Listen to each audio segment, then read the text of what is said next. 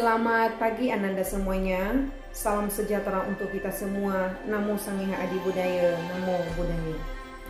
Teacher berharap Ananda semua sehat selalu dan juga selalu semangat di dalam kegiatan PBM online. Sebelum kita masuk pada kegiatan PBM online ini, terlebih dahulu mari kita berdoa sesuai dengan agama dan kepercayaan kita masing-masing. Doa dimulai. Doa selesai. Baik Ananda semuanya, pada pagi hari ini kita masuk pada bab yang ketiga mengenai memaknai peraturan perundang-undangan.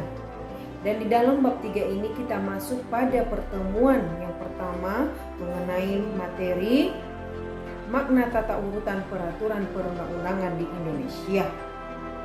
Tujuan pembelajaran kita pada pagi hari ini yang pertama adalah peserta didik mampu mendeskripsikan atau memahami makna tata urutan peraturan perundang-undangan di Indonesia dengan bahasa sendiri. Yang kedua, peserta didik mampu menyebutkan dan menerapkan makna tata urutan peraturan perundang-undangan di Indonesia dalam kehidupan sehari-hari, baik di lingkungan sekolah, baik di lingkungan keluarga, baik di lingkungan masyarakat, dan juga di lingkungan berbangsa dan bernegara. Baik Anda semuanya, mari kita membahas apa yang dimaksud dengan makna tata urutan peraturan perundang-undangan di Indonesia. Peraturan perundang-undangan adalah merupakan salah satu undang-undang yang tertulis. Baik Anda semuanya, tahukah kalian apa yang dimaksud dengan peraturan perundang-undangan?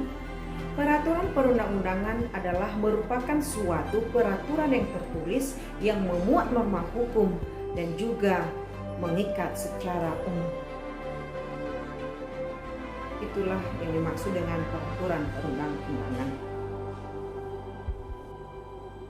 Selain itu, peraturan perundang-undangan dibentuk oleh lembaga negara atau pejabat negara yang berwenang dengan prosedur tertentu.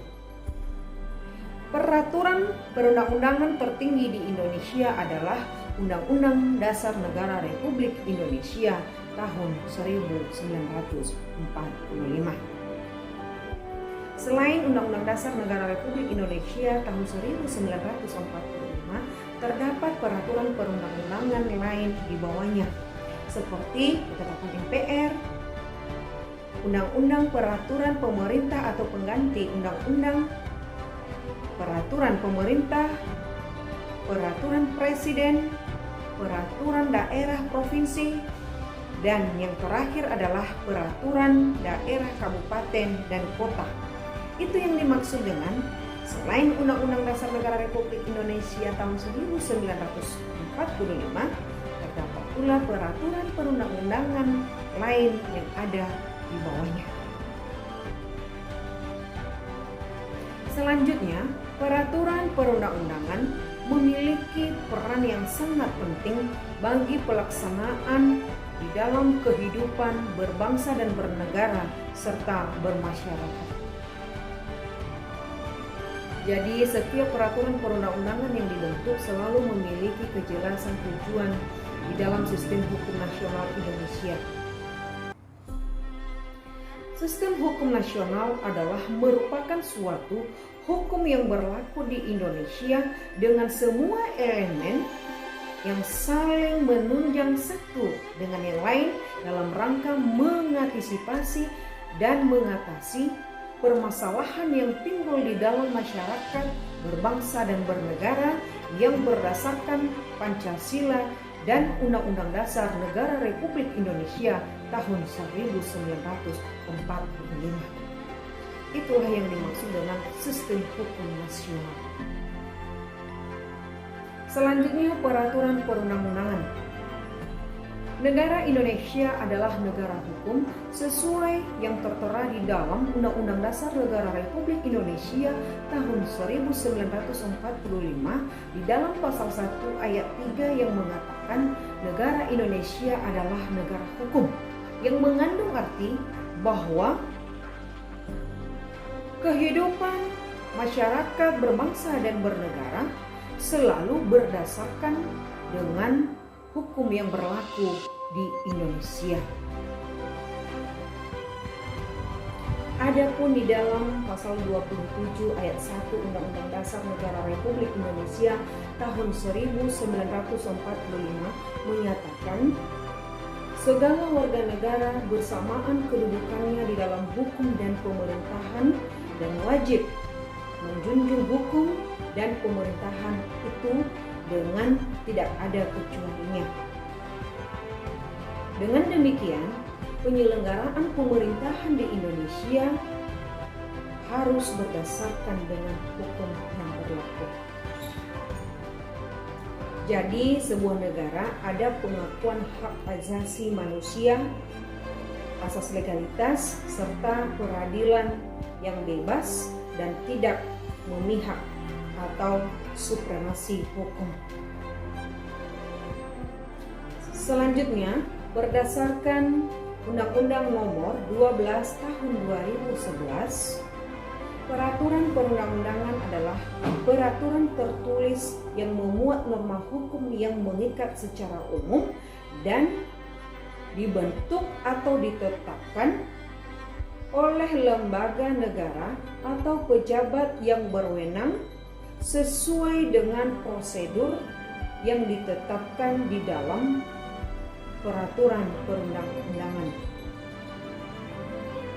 Dengan demikian dapat disimpulkan bahwa peraturan perundang-undangan adalah berupa dokumen tertulis yang dibuat oleh lembaga negara atau pejabat negara seperti DPR, DPRD, Presiden, dan juga Gubernur. Itulah kesimpulan dari pengertian peraturan perundang-undangan. Selanjutnya, peranan peraturan perundang-undangan. Peraturan perundang-undangan memiliki peranan yang sangat penting bagi setiap negara karena peraturan perundang-undangan merupakan suatu tuntutan asas legalitas dan juga merupakan salah satu ciri dari negara hukum. Pada dasarnya, peraturan perundang-undangan tersebut merupakan suatu pedoman dan juga arahan bagi negara untuk melaksanakan rencana yang telah dibuat. Oleh karena itu, peraturan perundang-undangan sangat penting di dalam setiap negara. Menurut Bagirmanan menyatakan bahwa peraturan perundang-undangan memiliki peranan semakin penting bagi negara Indonesia. Alasan pentingnya peraturan perundang-undangan bagi negara Indonesia yaitu antara lain: yang pertama, peraturan perundang-undangan merupakan kaidah hukum yang mudah dikenal atau diidentifikasi. Yang kedua, peraturan perundang-undangan memberikan kepastian hukum yang lebih nyata karena kaidah-kaidah di dalam peraturan perundang-undangan mudah untuk diidentifikasi dan juga mudah untuk ditemukan kembali. Yang ketiga adalah adanya struktur dan sistematika yang lebih jelas sehingga memungkinkan untuk diperiksa dan diuji kembali baik dari segi formal dan juga dari segi materi muatannya. Yang keempat atau yang terakhir adalah pembentukan dan pengembangan peraturan perundang-undangan dapat direncanakan. Itulah keempat dari alasan pentingnya peraturan perundang-undangan bagi negara Indonesia. Selanjutnya, fungsi peraturan perundang-undangan. Peraturan perundang-undangan memiliki beberapa fungsi. Menurut Bagirmanan, fungsi dari peraturan perundang-undangan ada dua. Yang pertama, fungsi secara internal. Yang kedua, fungsi secara eksternal. Baik, teacher akan menjelaskan satu persatu apa yang dimaksud dengan fungsi secara internal dan juga fungsi secara eksternal. Menurut Aan Saidman menyatakan bahwa peraturan perundang-undangan berfungsi sebagai sistem hukum dan berpengaruh pada pola perilaku. Adapun beberapa fungsi dari peraturan perundang-undangan menurut Aan Saidman yaitu sebagai berikut. Yang pertama adalah sebagai pernyataan efektif dari suatu kebijakan yang dibuat oleh pemerintah. Yang kedua adalah sebagai sebuah langkah penting bagi suatu negara dalam upaya perubahan perilaku. Itulah kedua fungsi peraturan perundang-undangan menurut Aan Saidman. Selanjutnya tata urutan peraturan perundang-undangan di Indonesia. Menurut Undang-Undang Nomor 12 Tahun 2011 tentang pembentukan peraturan perundang-undangan adalah sebagai berikut. Yang pertama, Undang-Undang Dasar Negara Republik Indonesia tahun 1945. Yang kedua, ketetapan MPR. Yang ketiga, Undang-Undang Peraturan Pemerintah atau pengganti undang-undang. Yang keempat, peraturan pemerintah. Yang kelima, peraturan presiden. Yang keenam, peraturan daerah provinsi. Dan yang terakhir adalah peraturan daerah kabupaten dan kota. Selanjutnya penerapan nilai-nilai makna tata urutan peraturan perundang-undangan di dalam kehidupan sehari-hari, baik di lingkungan keluarga, baik di lingkungan sekolah, baik di lingkungan masyarakat, dan juga di lingkungan berbangsa dan bernegara. Contoh penerapan nilai-nilai makna tata urutan peraturan perundang-undangan di dalam lingkungan keluarga adalah yang pertama, mematuhi aturan yang berlaku di dalam keluarga. Contoh yang kedua adalah menjaga nama baik keluarga. Dan contoh yang ketiga adalah mematuhi nasihat orang tua dan lain sebagainya. Selanjutnya di lingkungan sekolah. Contohnya di lingkungan sekolah adalah menjaga nama baik sekolah, menghargai dan mematuhi peraturan yang berlaku di sekolah, dan juga menjaga kebersihan sekolah dan disiplin waktu di saat masuk sekolah. Artinya di sini tidak boleh terlambat. Selanjutnya di lingkungan masyarakat. Di lingkungan masyarakat contohnya tidak boleh membuat onar di lingkungan masyarakat. Contoh yang kedua, menjaga nama baik masyarakat. Dan contoh yang ketiga adalah peduli dengan aturan-aturan yang berlaku di dalam masyarakat dan lain sebagainya. Selanjutnya di lingkungan berbangsa dan bernegara. Contohnya adalah 1. Taat dan tepat untuk membayar pajak. Contoh yang kedua, mematuhi aturan rambu-rambu lalu lintas di jalan raya. Dan contoh yang ketiga adalah mematuhi segala peraturan perundang-undangan yang berlaku baik secara tertulis maupun secara tidak tertulis. Baik anak-anak semuanya, kesimpulan dari materi kita pada pagi hari ini adalah yang pertama, makna tata urutan peraturan perundang-undangan. Yang kedua, fungsi peraturan perundang-undangan menurut bagaimana. Yang ketiga,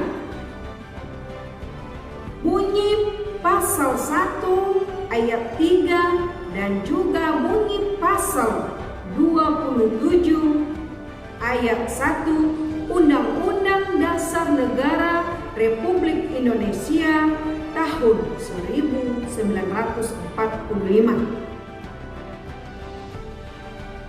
Dan yang keempat adalah tata urutan peraturan perundang-undangan menurut Undang-Undang Nomor 12 tahun 2011. Dan yang terakhir atau yang kelima adalah contoh atau penerapan nilai-nilai makna tata urutan peraturan perundang-undangan di dalam kehidupan sehari-hari, baik di lingkungan keluarga, baik di lingkungan sekolah, baik di lingkungan masyarakat, dan juga di lingkungan berbangsa dan bernegara. Baik Ananda, itu saja kesimpulan dari materi kita pada pagi hari ini. Dan kalau ada Ananda yang kurang mengerti, kurang memahami apa yang teacher sampaikan di dalam materi pada pagi hari ini, Ananda bisa mengomentari teacher baik di classroom, baik di WA. Teacher akan menjawab dan juga teacher akan menjelaskan kembali. Dan selanjutnya untuk tugas, teacher akan mengirim di classroom. Itu saja materi kita pada pagi hari ini. Sekian saja, selamat pagi. Salam sejahtera untuk kita semua. Namo Sangha Adi Budaya. Namo Buddhaya.